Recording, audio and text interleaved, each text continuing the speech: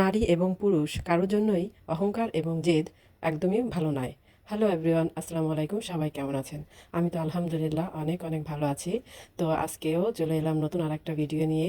আর শুরুতেই যেহেতু আপনারা দেখতে পেলেন আমি লাউ কাটছি, লাউ নিয়েই আজকে একটা রেসিপি থাকবে এবং সঙ্গে থাকবে সামান্য কিছু টিপস। পলি টিপস অ্যান্ড টিপস পেজে আপনাদের সকলকে শুভেচ্ছা এবং স্বাগত।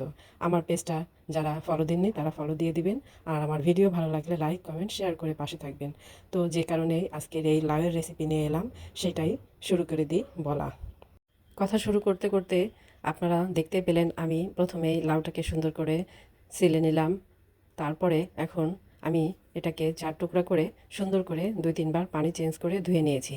এটাই হচ্ছে লাউ সিদ্ধ হওয়ার এবং স্বাদ হওয়ার একমাত্র গোপন টিপস। সেটা হচ্ছে লাউকে আপনি কেটে বড় বড় টুকরা করে সেগুলোকে সুন্দর করে ধুয়ে নেবেন 2-3 বার পানি দিয়ে, এবং তারপরে আপনি এভাবে পিস পিস করে নেবেন।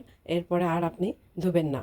তাহলে কিন্তু লাউটা খুব সুন্দর স্বাদ লাগবে এবং খুব দ্রুত সিদ্ধ হয়ে যাবে কষাতে গিয়েই।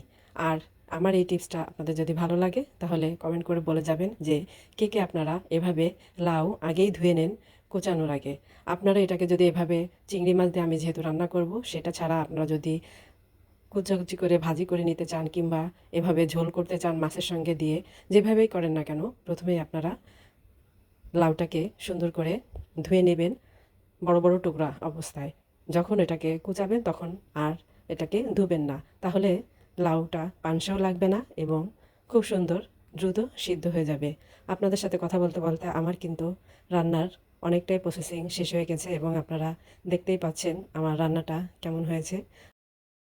আরও ছোট্ট একটা টিপস আপনাদের সঙ্গে শেয়ার করি, সেটা হচ্ছে আপনারা কখনোই লাউকে অনেক জোরে ধাওয়া জালে রান্না করবেন না। লাউ সবসময় মিডিয়াম লো হিটে রান্না করবেন, তাহলে লাউয়ের গা থেকে যে পানিটা বের হবে সেটা দিয়ে লাউ সুন্দর সিদ্ধ হয়ে যাবে এবং রান্না হয়ে যাবে। আর যদি কোনো লাউ একটু বেশি দিন আগে কেটে ফেলা হয় তাহলে সেগুলো তো একটু সিদ্ধ হতে সময় লাগে, তখন আপনারা সামান্য কিছু গরম পানি দিয়ে দিতে পারেন। আপনাদের সাথে বকবক করতে করতে আমার কিন্তু রান্নাটা হয়ে গিয়েছে। লাউ আর আমি এই যে পাত্রে ঢেলে নিলাম। আর এর সঙ্গে আমি কখনোই এটা রান্না করি না, কিন্তু আজকে আমার রান্না করতে ইচ্ছা করেছিল, কারণ লাউটা খুবই সুন্দর কচি ছিল এবং তার খোসাগুলো খুব সুন্দর ছিল। তাই আমি একটা লাউ এর খোসাগুলোর মধ্যে একটা আলু দিয়ে সেটা সহ রান্না করলাম। আর সঙ্গে আমি মাছ রান্না করেছিলাম, ইলিশ মাছ। ইলিশ মাছের পাতলা ঝোল করেছিলাম। যেহেতু ইলিশ মাছের মধ্যে ডিম ছিল তাই ইলিশ মাছটার মধ্যে কোনো তরকারি দেইনি, শুধুই সুন্দর করে পেঁয়াজ বাটা এবং হলুদ মরিচ লবণ তেল দিয়ে মশলা কষিয়ে তার ভিতরেই মাছগুলো দিয়ে আমি এটা পাতলা ঝোল করে নিয়েছি। পাতলা ঝোল মানেই সেখানে বেশি মশলা থাকবে না। আর ইলিশ মাছে তো আমি বেশি আদা রসুন বাটা কখনোই দেই না। আপনারা কে কে এমনটা করেন কমেন্ট করে বলে যাবেন। ধন্যবাদ সবাইকে।